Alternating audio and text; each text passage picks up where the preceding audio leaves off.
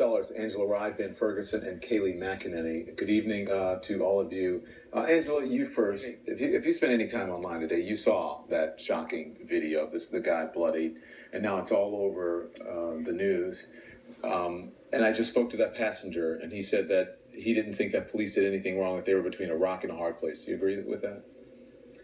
Of course, I don't agree with that. I also don't agree with his sentiment that, no American citizen should be treated that way. I would argue that no human being should be treated that way, Don. I do think it's important for us to acknowledge what is legal per FAA standards, and it certainly is legal for a passenger to be bumped. In fact, more than 40,000 people last year were bumped off of flights.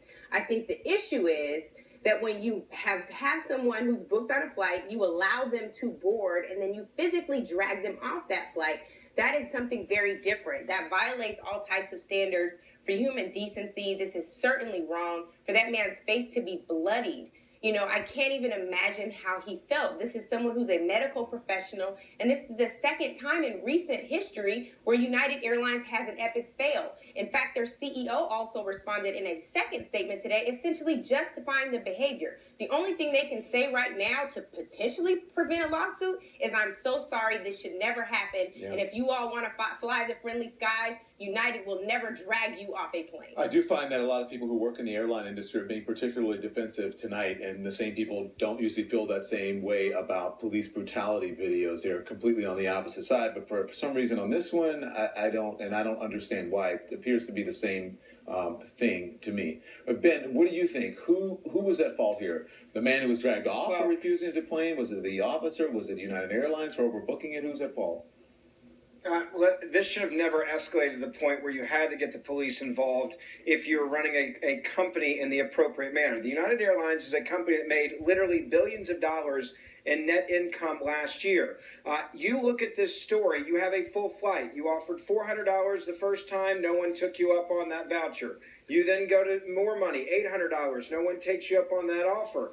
You then go to whatever it takes to get the 4 people off the plane so that you don't have an episode like this when you're making billions of dollars and you purposely oversell a product knowing there's going to be an issue. If it takes 3,000 in vouchers or 5,000 in vouchers, everybody has a number. And I guarantee you on that plane, if you offered up $1,200, $1,500, $1,800 to go the next day, someone would have happily reached up, gone ding to the flight attendant and taken their stuff off. Yes, it's the airline's fault. Now, let me say this.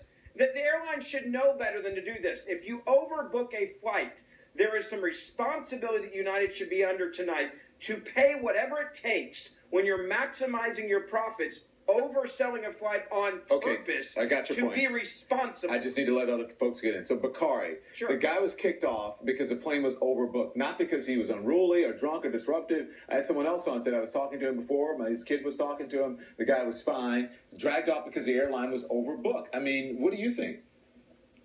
Well, first to Ben's point, the FAA guidelines state that you can only pay $1,350, so you can't negotiate as high as you want to if you're a particular airline. So that's they didn't go to that level.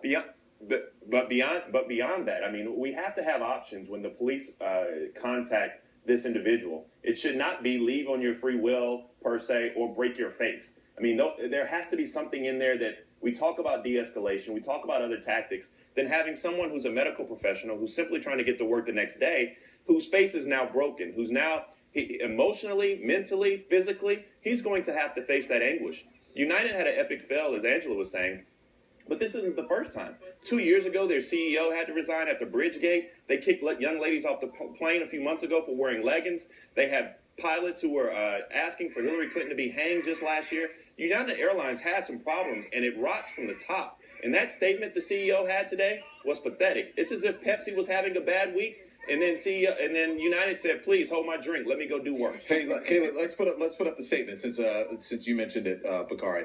Flight 3411 from Chicago. This is how United explained it. From Chicago to Louisville was overbooked after our team looked for volunteers. One customer refused to leave the aircraft voluntarily. Law enforcement was asked to come to the gate. We apologize for the overbooked situation. And then the CEO went on to say, "This is an upsetting event to all of us here at United. I apologize for having to reaccommodate these customers. Our team is moving with a sense of urgency to work with the authorities and conduct our own detailed review of what happened."